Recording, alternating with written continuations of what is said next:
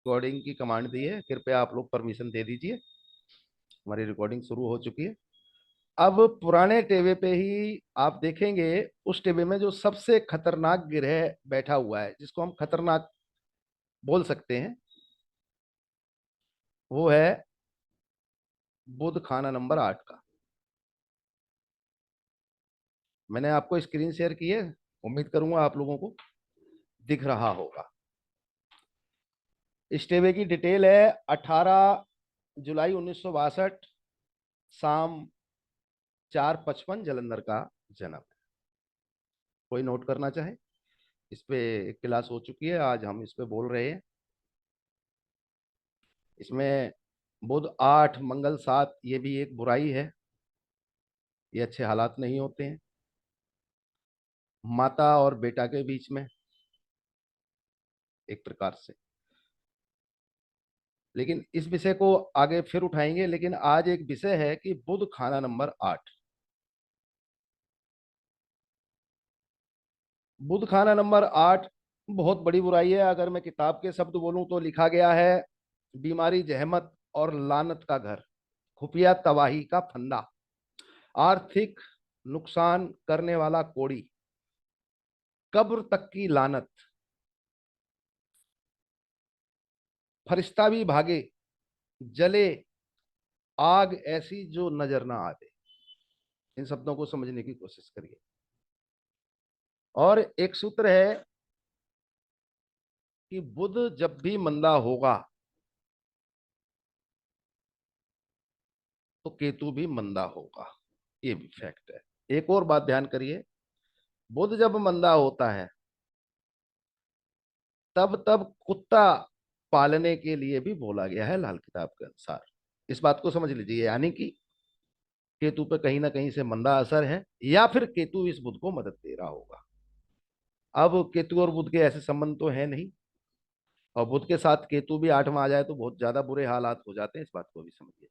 तो जो मैं पहली बात आप लोगों को बताना चाह रहा हूं उसको इस प्रकार समझ लीजिए कि बुध जब भी जन्म कुंडली में मंदा हो, क्योंकि केतु की जो 3 टांगे हैं उनमें बुध का भी नाम है, बुध जब भी मंदा हो, कुत्ते की पालना घर में की जाए तो बहुत अच्छा। कुछ लोग परिवार के दूसरे मेंबरों के कारण, या फिर जगह शहरों में मकान छोटे होने के कारण, या बहुत सारे बहाने भी होते हैं, जायज भी होते हैं, कई बार नाजायज भी होते हैं बहाने, तो कम से कम हम अपने गली मोहल्ले के कुत्तों को जरूर खिलाएं पिलाएं, उनकी सेवा करें भरपूर मात्रा में। लेकिन एक और पॉइंट है यहाँ पे, गली मोहल्ले के कुत्ते को कई लोग खिला रहे होते हैं, इस बात को समझिए। इसलिए वो कुत्ता कभी भी आपका पूरा असर नहीं ले पाएगा। और दूसरे शब्दों में समझ लीजिए, हकीकत जिन जिन कंडीशन में कुत्ता पालने के लिए बोला गया है, ये समझ लीजिए कुत्ते को मरवाया गया है, कुत्ते की बलि चढ़ाई गई है। अगर आप ये सोचते हैं कि कुत्ते को पाल के आप कोई एहसान कर रहे हैं, बहुत सारे लोग सोचते हैं हमने कुत्ता पाला हुआ है, अब 1 साल हो गई अब छोड़ दें, ये वो, ऐसा मत सोचिए। आपके परिवार और आपके ऊपर आई हुई बलाई बद कुत्ता झेलता है। कुत्ता जब आप पालते हैं वो आपके परिवार का मेंबर हो जाता है, और वो पूर्ण रूप से केतु है। तो आपके पास जो केतु है अपने बेटे के रूप में, आपके व्यवहार में भी है,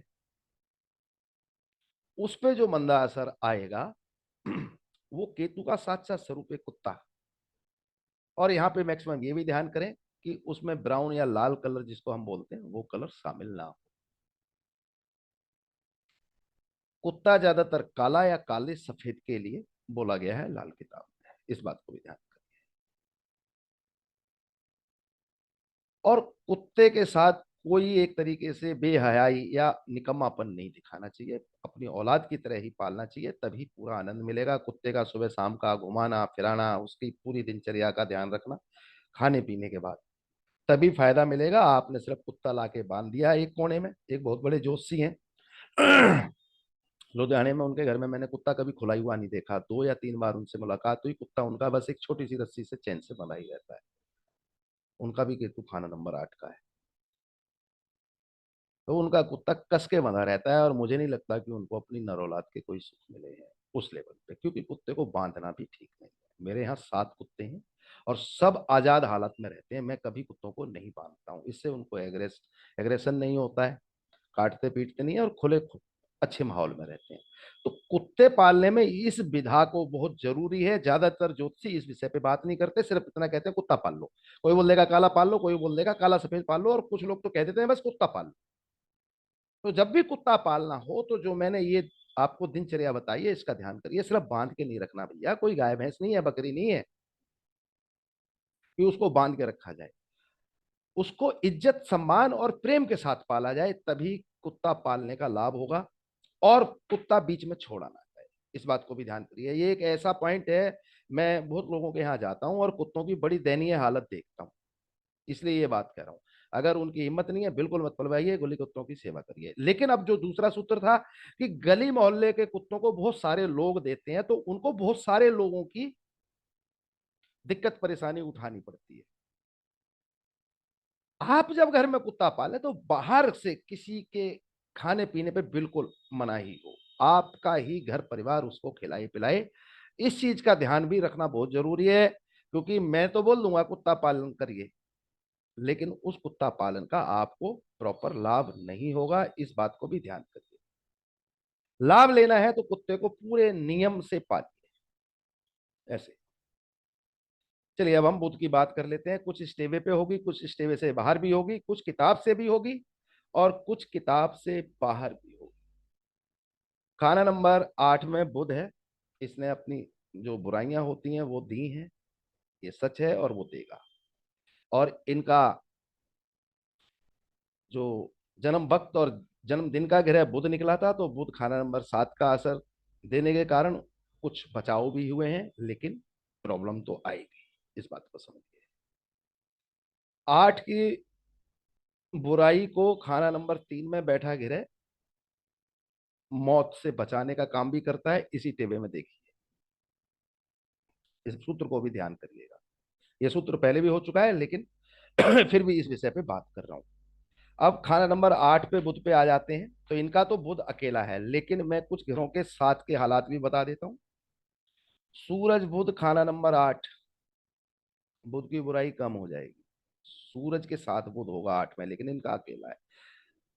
जिस प्रकार से राहु 8 में बुराई दे तो मंगलवार आप, उसी प्रकार से बुध खाना नंबर 8 में हो तो मंगल कुछ परसेंट 12वें घर में काबू करता है, लेकिन पूर्ण रूप से नहीं है।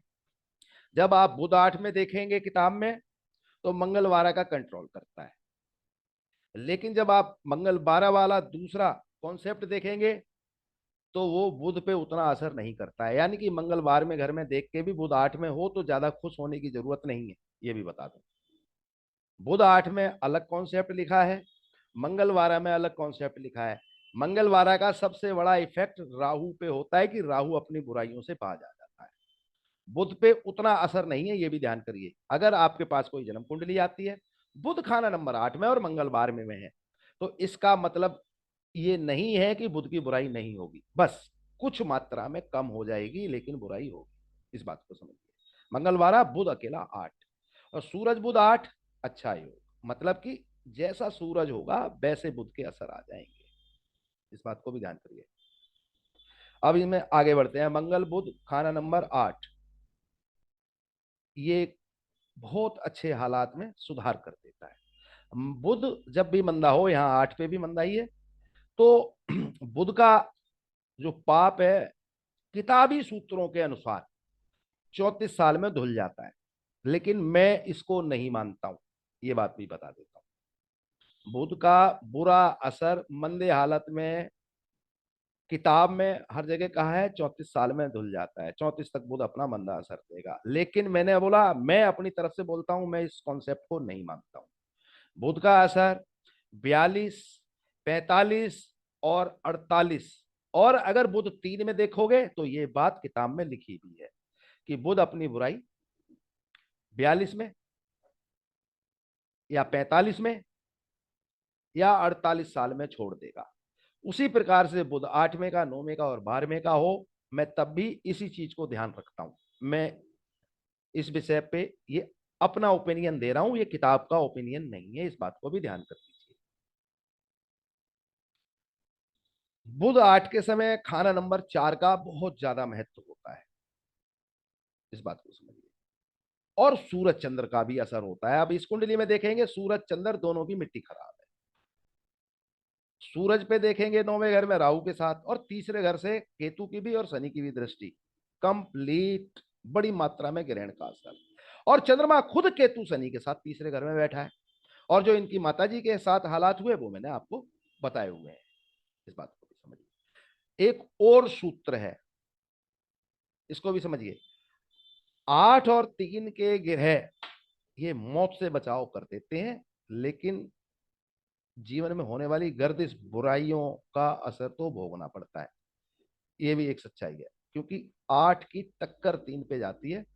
किसी भी व्यक्ति के 8वें घर में कोई मंदा ग्रह हो, इस सूत्र को समझने की कोशिश करिए। थोड़ा सा इस कुंडली से भी बाहर जाऊंगा और लाल किताब सूत्रों से भी थोड़ा बाहर निकल रहा हूं, इसको भी समझिए। हमारे ज्यादातर विद्वान मित्र राहु 8 में देखते हैं तो वो एक सिंपल लॉजिक रखते हैं कि 8वें महीने में बुराई आएगी, राहु 8। लेकिन अगर आप देखें किसी भी व्यक्ति का सूरज जब मिथुन राशि में आता है, ये वर्षफल की कह रहा हूं, वर्षफल में राहु 8 में आए तो 8वें महीने में बुराई बोल देते हैं, लेकिन प्रैक्टिकल ये कहता है उस व्यक्ति को जब मिथुन राशि पे सूरज आता है, यानी कि खाना नंबर 3 एक्टिव होता है, बेशक खाली हो, इस बात को भी समझ लीजिए। सूरज जब मिथुन राशि पे आया, क्योंकि लाल किताब में हम कुंडली बेशक किसी भी लगन की, जैसे यहां वृश्चिक लगन की है तो हम छेड़ते नहीं है, एक मान लेते हैं। लेकिन जब हम वर्षफल देखते हैं तो खाना नंबर 1, इसी नियम से चलते हैं। तो 1 2 3 जब भी सूरज मिथुन राशि पे, यानी कि खाना नंबर 3 गोचर, जो उस समय गोचर हो रहा है सूरज का, जैसे इस समय सूरज मिथुन राशि पे, आने वाली 14 15 तारीख पे सूरज कर्क राशि पे चला जाएगा। इस महीने में भी 8वें और तीसरे वाले माहौल में व्यक्ति के साथ बुराइयां होती हैं साल अनुसार, इस बात को नोट कर लीजिए। और ये बुराई भी बड़े स्तर पे होती है। अभी आप जब जब सूरज हर साल 1 महीने के लिए मिथुन राशि पे आता है, आप अपने पास रखी हुई कुंडलियों को नोटिस में ले लीजिए और वो महीना काउंट कर लीजिए। अभी चल रहा है, पिछले महीने की 15 जून को आया है सूरज मिथुन राशि में, और लगभग ये 13 या 14 जुलाई तक मिथुन राशि में रहेगा, इस बात को समझ लीजिए। तब तक जितने भी व्यक्ति जिनका खाना नंबर 8 बुरे ग्रह से प्रभावित है, दूषित है, मंदला है, और 3 खाली होने के बावजूद भी उनके साथ कोई ना कोई बड़ी घटना जो कि नेगेटिव है हो रही होगी, आप जहां कहेंगे मैं साइन करके दे दूंगा, अंगूठा का मोहर लगा के दे दूंगा। इसलिए जब भी सूरज मिथुन राशि में गोचर करे और उस व्यक्ति के वर्षफल में खाना नंबर 8 में कोई भी मंदा ग्रह बैठ के दूषित कर रहा हो 8 को, तो उसका उपाय, जैसे कि 15 जून को आया है सूरज मिथुन राशि में, तो उस 15 जून के आसपास उसका उपाय करवा के इस प्रकार लाभ उठाया जा सकता है। ये इस कुंडली से भी बाहर निकला हूं और किताबी सूत्रों से भी बाहर निकल के ये बात मैं आप लोगों को कह रहा हूं। अब सूरज और चंद्र नेक हो तो खाना नंबर 8 के विषय में एक सूत्र यह है कि सूरज चंद्र या फिर खाना नंबर 4 नेक हो जब बुध 8 अकेला, और उस समय सूरज चंद्र, तो भैया सूरज चंद्र को तो आप देख रहे हैं ग्रहण लगा हुआ है बुराई के साथ, कोई अच्छे हालात नहीं। अब दूसरा सूत्र, आप लोग देखेंगे कि बृहस्पति चौथे घर में बैठ गया है, इस बात को समझिए। बृहस्पति चौथे घर में देख के अमूमन हर व्यक्ति कहता है लाल किताबी कि भैया बृहस्पति तो ऊंच का बैठा हुआ है, बात समझने की कोशिश करिए। लेकिन उसके 9वें घर में देखिए राहु बैठा है सूरज के साथ, एक। दूसरा सूत्र आज मैंने ग्रुप में लिख के दिया था कि राहु केतु और शनिचर मंदे होने पर बृहस्पति, हमने अपने लाल किताब वाले व्हाट्सएप ग्रुप में लिखा था, राहु केतु शनिचर मंदे होने पर बृहस्पति सोने की जगह पीतल और ऑक्सीजन की तरह जहरीली, क्योंकि इस टेबल पे मैंने नजर मारी थी दोपहर को, तो मैंने इसीलिए ये चीज दिया। और दूसरा सूत्र मैंने लिखा था 1 2 3 घर की तरतीब के हिसाब से, गुरु राहु से पहले बैठा है या बाद में बैठा है। इस बात को ध्यान करिए, पहले घरों में, मैं दोबारा बोल रहा हूं, 1 2 3 घरों की जो तरतीब वाला हिसाब है उससे देखेंगे, गुरु राहु से पहले घरों में होगा तो गुरु सिर्फ दुनियावी गुरु होगा, और बाद में होगा यानी कि राहु के बाद तो गैवी गुरु होगा, वहां से भी। अब देखिए, राहु नीच का, केतु नीच का, वहां पे गुरु गुरु नहीं है पूरा। दूसरा सूत्र मैंने अभी दिया, 1 2 3 के हिसाब से गुरु पहले है, राहु बाद में है, तो राहु दुनियावी गुरु है, गैवी गुरु नहीं है। दूसरा पॉइंट बृहस्पति बंदे होने का, इस तरीके से समझिए। तो ये हम बृहस्पति भी, एक तो 9वें घर में राहु बैठा है, अच्छा नहीं कह सकते। राहु नीच के घर में बैठा है, बृहस्पति को अच्छा नहीं कह सकते। शनि भी केतु भी नीच का बैठा हुआ है, लेकिन शनि का जाति स्वभाव वाले हालात ठीक है, ठीक है। तो बृहस्पति भी ये अच्छा नहीं है, और ये सारा जो सूत्र है ये माता से संबंधित है, मैं इस पे इसलिए जोर दे रहा हूं। पिछली बार मैंने इन व्यक्ति की माता जी के पास ऊपर जो अटैक हुआ उसका कारण शनि और केतु को बताया, और नो डाउट वो है और एक बड़ा कारण है। लेकिन अब इस कारण को समझ गए कि सूरज चंद्र जब अच्छे ना हो, मंदे हो, और खाना नंबर 4 भी जब नेक ना हो,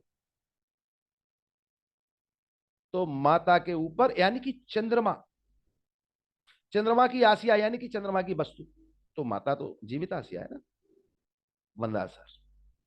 और सूरज चंद्र भी अच्छे हो और खाना नंबर 4 भी अच्छा हो, तो माता की उम्र लंबी हो जाएगी, तो ये अच्छे रिजल्ट दे देगा। ये बात इन हालात से संबंधित थी, इसलिए मैंने इसको थोड़ा जोर देके बताया कि सिर्फ और सिर्फ शनि और केतु की शरारत नहीं है इनकी माता जी के साथ।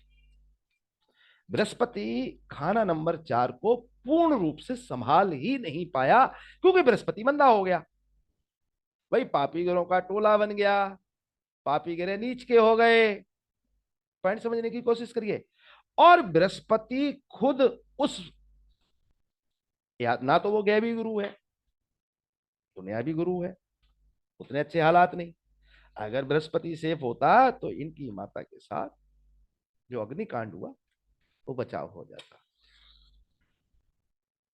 इसे इस प्रकार से कीजिए। चलिए अब आगे बात करते हैं, थोड़े से लाल किताब के दोहे के साथ आगे बढ़ाऊंगा। खाना नंबर 8 के बुध के ही लिए, 7 ग्रह नर बुध ना मंदा, जैसे मैंने बोला सूरज बुध, मंगल बुध, है ना, ना ही बुरा मंगल बुध हो, मंद समय साल 34 का हाल वही जो नर ग्रह।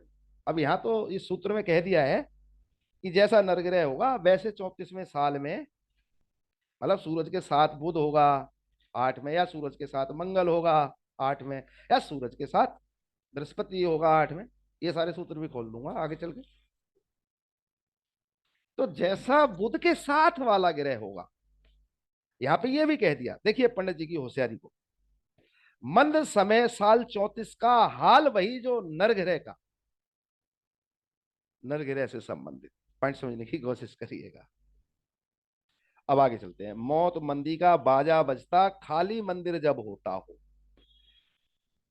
खाना नंबर 2 खाली, तो मौतें तक परिवार में हो जाए, ये कहना चाह रहे हैं। नाग जहर ग्रह नीच से भरता, तीर मंदे ग्रह चलता हो, बैठा कोई हो जब दूजे जहर भरे बुध लानत हो, खाना नंबर 2 में ग्रह हो तब भी बुध आठ मंदा।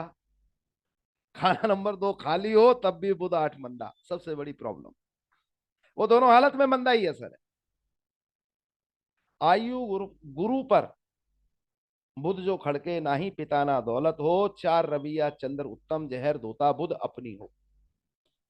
ये मैंने अभी बोल दिया। चार अच्छा और सूरज चंद्र अच्छे, उस हिसाब से बुध अपना जहर धो लेगा। छठा मंदा ग्रह मंडल मंदा, मुआफी गुरु को मिलती हो। छठे बुध आठ के समय सिर्फ बृहस्पति ही छह में हो तो बुराई नहीं होती। कोई दूसरा ग्रह खाना नंबर 6 में आ जाए बुध आठ के समय, तो ये बुराई बहुत ज्यादा बड़े रूप में आ जाती है, इसको समझिए। इसीलिए मैंने बोला बुध जब भी मंदा होता है तो 34 साल किताब में लिखा हुआ है, मैं उसको मानता हूं, लेकिन मेरा अपना ओपिनियन है वो क्लियर है कि बुध जब भी मंदा होगा 42 48 या 45, 42 45 या 48 तक मंदे हालात दे ही देता है। इस बात को समझिए। बुध के पास कोई रहम नहीं है। बेहया लौंडिया, उल्टा चमगादड़, देखिए नाम कैसे कैसे अलग अलग घर के हिसाब से। कोड़ी, सबसे खतरनाक हालात बुध बंदे।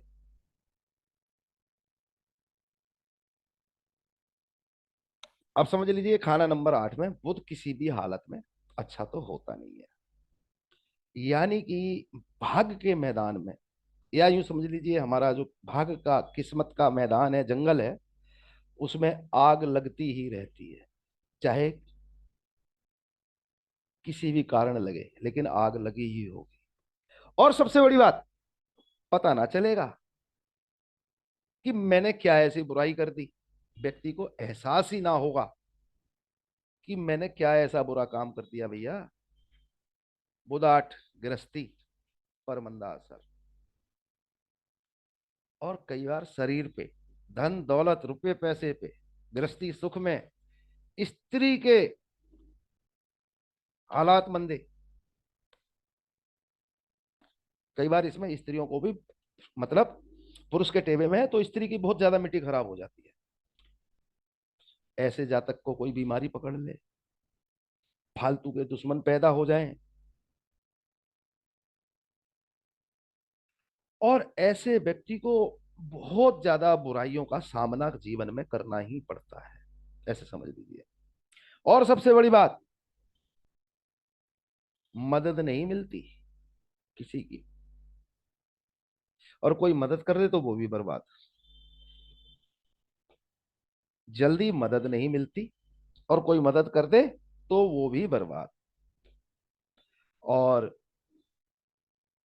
एक जगह ये शब्द आए हैं, मैं बोल देता हूं। बुध आठ वाला जिस पेड़ के पास जाके आराम करने की लिए छाया ढूंढ ले, जिस पेड़ के नीचे जाके आराम कर ले, वो पेड़ भी सूख जाए। बहुत ज्यादा मंदे हालात बुध के, इस बात को भी समझ लीजिए।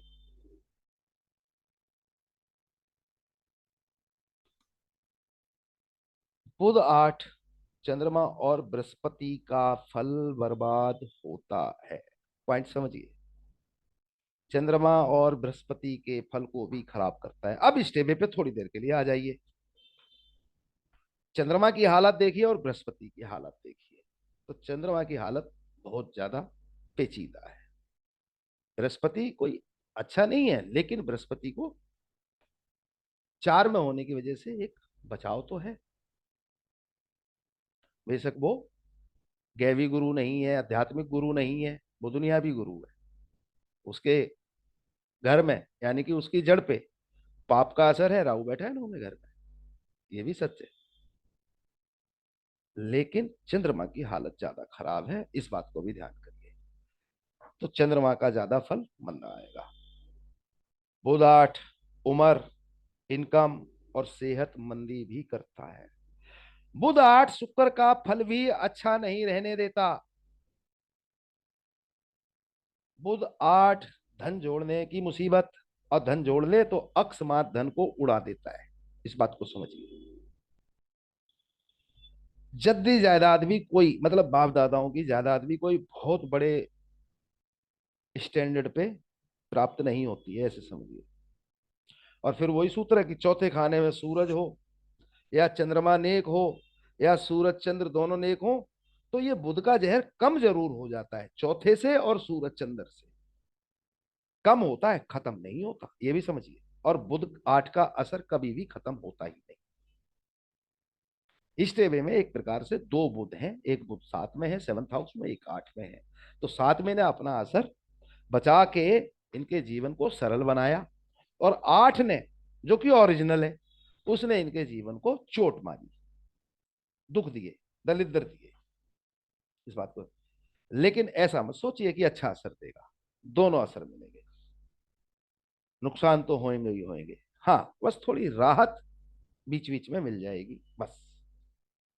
खाना नंबर आठ में बुध के साथ मंगल हो या फिर कोई नर ग्रह हो, यानी बुध और नर ग्रह, तो बुध का फल कम मंदा हो जाता है। किताब तो कहती है कि मंदा नहीं होता, लेकिन मैं कहता हूं कम मंदा हो जाता है, यानी कि अच्छा नहीं होता है। इस बात को समझ लीजिए। सूरज बुध के साथ भी बुध कोई अच्छा रिजल्ट नहीं देगा ऐसे। यानी कि जो बुध के साथ नर ग्रह होगा, उस ग्रह की खुद की हालत, वो ग्रह कैसा है, उसकी जड़ पे कौन बैठा है, उस ग्रह को कौन पीट रहा है, इस माहौल में जाके उस ग्रह की अच्छाई निकालो जो बुध के साथ आठवें घर में बैठा हो। फिर उसी लेवल पे वो बुध को सुधार पाता है, ऐसे समझ सकते हैं समझने के लिए। यानी कि नरग्रह जैसा होगा बुध के साथ आठ में, खाना नंबर आठ में, वैसा ही बुध अपना असर दे देगा। और दूसरी बात कि 34 साल तक असर मंदा ही होता है। ये भी किताब का ही है, फिर भी 34 साल तक मंदा ही होता है, अच्छा तो होता नहीं है। अब वही बात, खाना नंबर दो खाली हो तो ऐसे व्यक्ति की उम्र भी सक्की होती है, और कई बुराइयां इकट्ठी हो जाए तो मौत भी हो जाती है।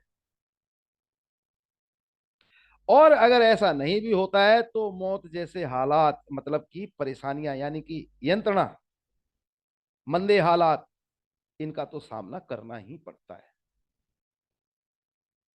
और बुध आठ के समय अगर शनिचर भी मंदा,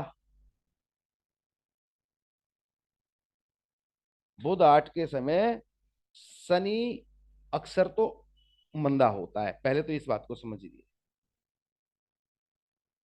बुध आठ के समय शनिचर अक्सर मंदा ही मिलेगा। और बुध का जहर, एक दोहा में एक सूत्र है, नाग जहर ग्रह नीच में भरता, तीर मंदे ग्रह चलता हो। दोहावली है, कविता है, उसको समझ रहे हैं। इस समय शनि भी मंदा ही होता है, और बुध का जहर, बुध के जहर से भरे जहरीले तीरों की बौछार करता है। इस बात को समझिए। नाग जहर ग्रह नीच में भरता, तीर मंदे ग्रह चलता हो। ऐसा व्यक्ति के पास एक के बाद एक मुसीबत आती ही रहती है, आर्थिक नुकसान और दूसरी भी कई बेहुदा टाइप की घटनाएं होती हैं। इस बात को समझिए। और खाना नंबर दो में कोई ग्रह बैठा हो तो बुध का जहर उस ग्रह को जहरीला बना देता है। बुध आठ के समय खाना नंबर दो में, सेकंड हाउस में कोई भी ग्रह हो तो उस दो खाना नंबर दो में बैठे वाले ग्रह को भी जहरीला बना देता है। खाना नंबर दो में बृहस्पति हो तो भी मंदा असर होता है। एक सूत्र है ना कि बृहस्पति दो आठ खाली, ध्यान करिए। लेकिन यहाँ पे बृहस्पति दो बुध आठ, बुध का भी मंदा असर करता है। और ऐसे समय में तो व्यक्ति की जो बृहस्पति की उम्र होती है 16 से 21, उसमें पिता की उम्र पे भी भारी होता है।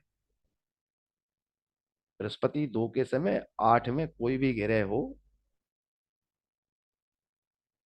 बृहस्पति बोलेगा, लेकिन बुध यहाँ बुराई करता है, इस बात को भी ध्यान करिए, पिता पे ज्यादा मंदा असर आ जाता है। और बुध आठ के समय